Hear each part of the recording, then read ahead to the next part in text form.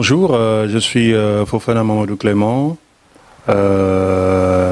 éducateur spécialisé, artiste, poète, scénariste, voilà. Donc, ça fait trop de... Hein, voilà. Plus connu sous le nom de Oumar Khariala. Khariala, c'est juste le quartier où j'ai grandi au Sénégal, voilà, à Dakar. Donc, je suis membre de l'association Gambana. Et Gambana, c'est un mot soninké qui veut dire tous pareils. Voilà, tous pareils, tous ensemble. Et nous luttons donc contre les discriminations au sein de la communauté soninké. Dans nos villages, il y a eu donc des problèmes liés à ce qu'on va appeler la hiérarchisation, c'est-à-dire le fait de créer des castes, des mouvements, etc., etc. On est tous d'accord. C'est faisable dans un sens. C'est-à-dire les anciens, ils avaient fait ça dans un but purement économique lié au développement, qui n'avait rien à voir avec actuellement ce qui se fait. Donc, par rapport aux castes, c'est-à-dire la personne est appelée à devenir ce qu'il est à vie.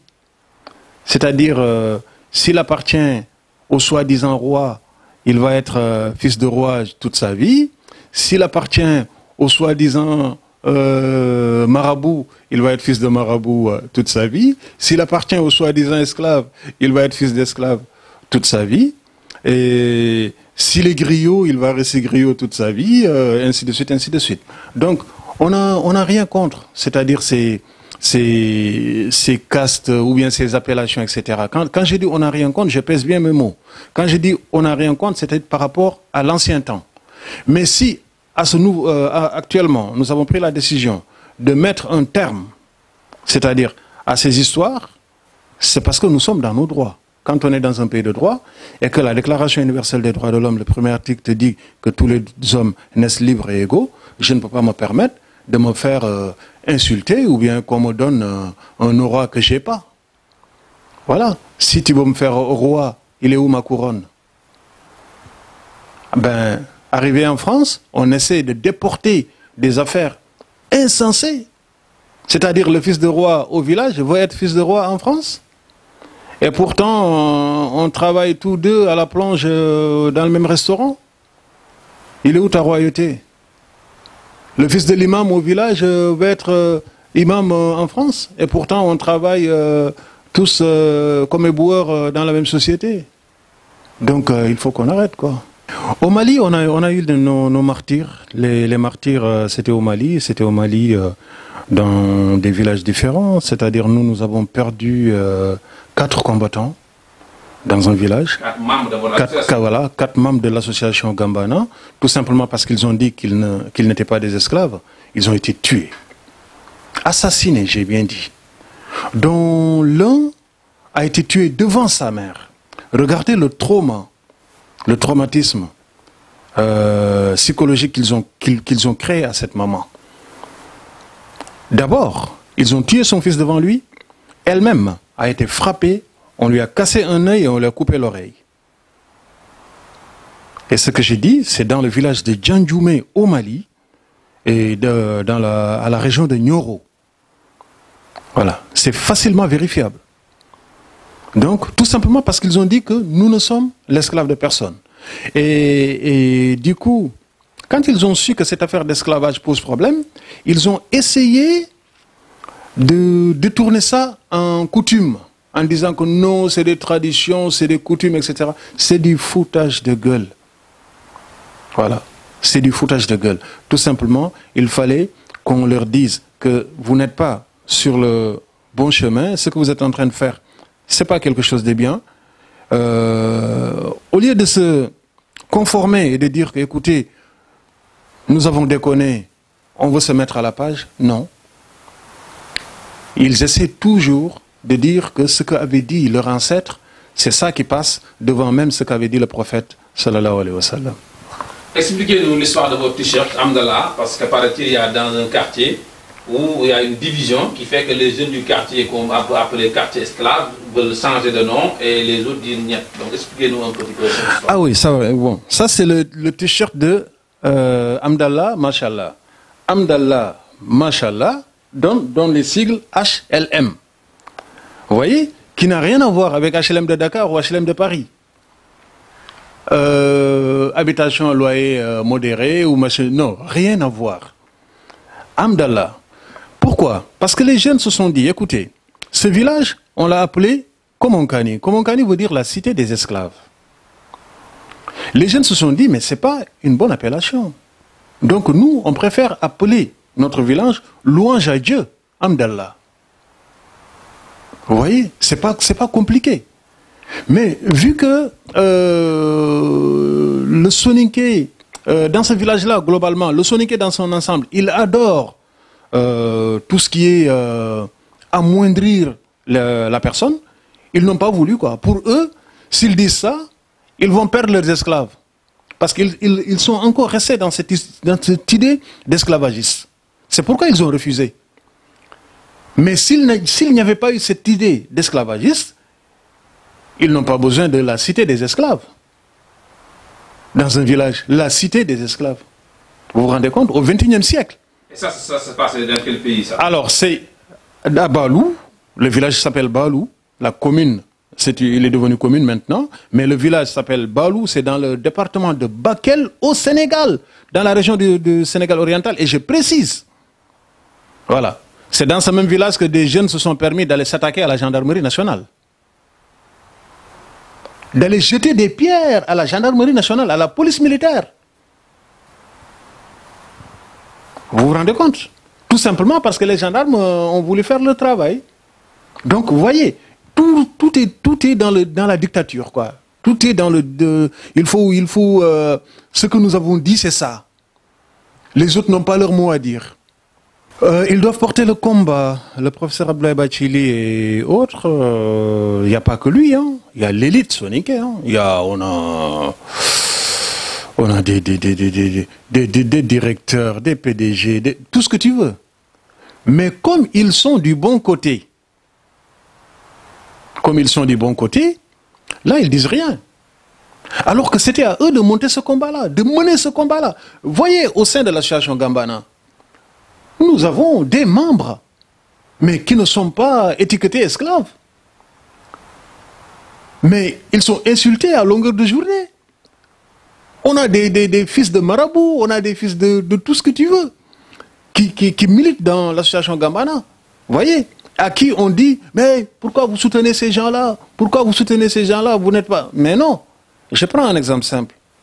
1848, quand je dis ça, on va penser à l'abolition de l'esclavage. Victor Chouelche n'était pas noir. C'était juste un combattant de la liberté. Il a soutenu les mouvements. Et aujourd'hui, on lui attribue cette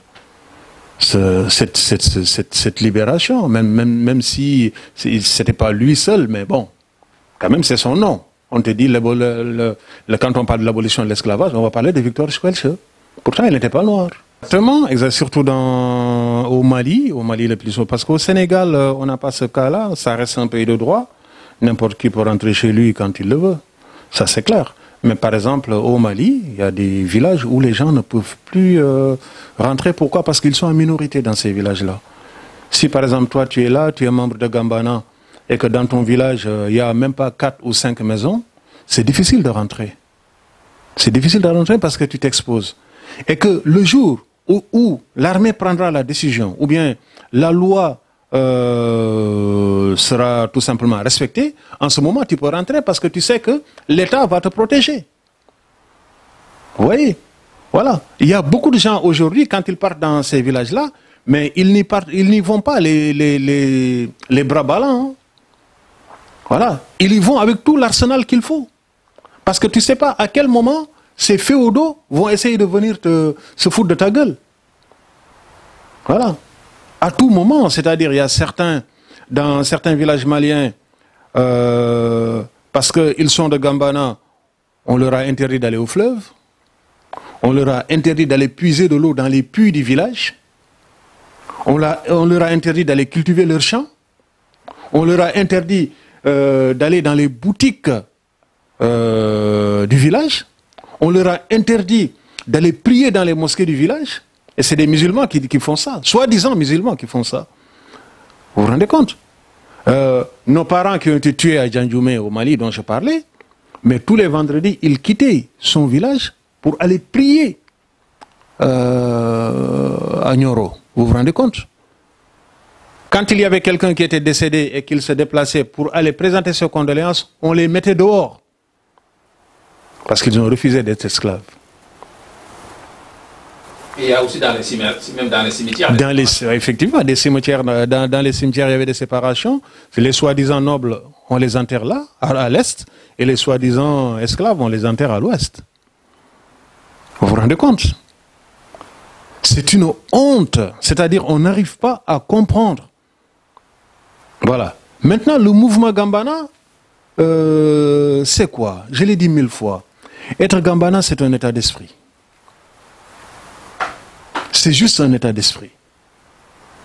Je disais que toute personne qui est capable de vibrer pour une belle cause, tu es Gambana. Quand un homme est capable de s'attendrir, j'ai bien dit, devant le sourire d'un enfant, tu es Gambana.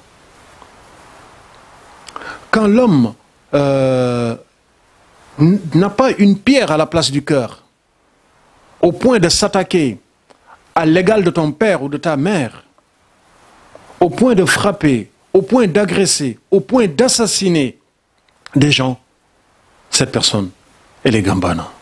Donc, Gambana, c'est juste tous pareils. On n'a rien demandé d'autre que du respect. En quoi la demande de respect peut être source de violence? Ceux qui refusent que nous soyons égaux, qu'est-ce qu'ils cachent? Parce c'est eux qui gèrent les caisses du village. Et qu'il n'y a pas de compte rendu. C'est ça qui dérange en fait. Et tous ceux qui sont dans ces villages-là et qui n'en parlent pas, c'est tout simplement qu'on leur a donné une petite place dans l'affaire. Les marabouts. Un marabout sert à quoi? À dire la vérité. À lire le droit islamique. Mais quand un marabout devient un menteur, quand un marabout devient un lâche, doit-on continuer à l'appeler marabout? Voilà. Quand on est chef, il faut le mériter. Maintenant, il est grand temps dans la société soninké qu'on puisse mettre l'homme qu'il faut à la place qu'il faut. On ne demande rien. Ce n'est pas un problème de je veux être roi de tel village. Non, on n'a rien à foutre. Tout ce qu'on veut, c'est l'égalité. Tout ce qu'on veut, c'est le respect de l'autre. C'est tout. Et on les appelle aussi vers l'islam. Et si tu vois qu'aujourd'hui, ils sont capables de s'attaquer aux autres, c'est parce qu'il n'y a pas de mariage entre eux et les autres. S'il y avait un lien de mariage, au nom de la religion islamique, jamais tu n'iras t'attaquer au mari de ton frère ou de ta sœur. Jamais tu n'iras t'attaquer au mari de ta sœur. Jamais à la femme de ton frère. Pourquoi? Parce que vous avez un lien de sang. Mais les autres sont considérés comme des moins que rien. C'est pourquoi ils ont été capables d'aller mettre le feu dans leur maison.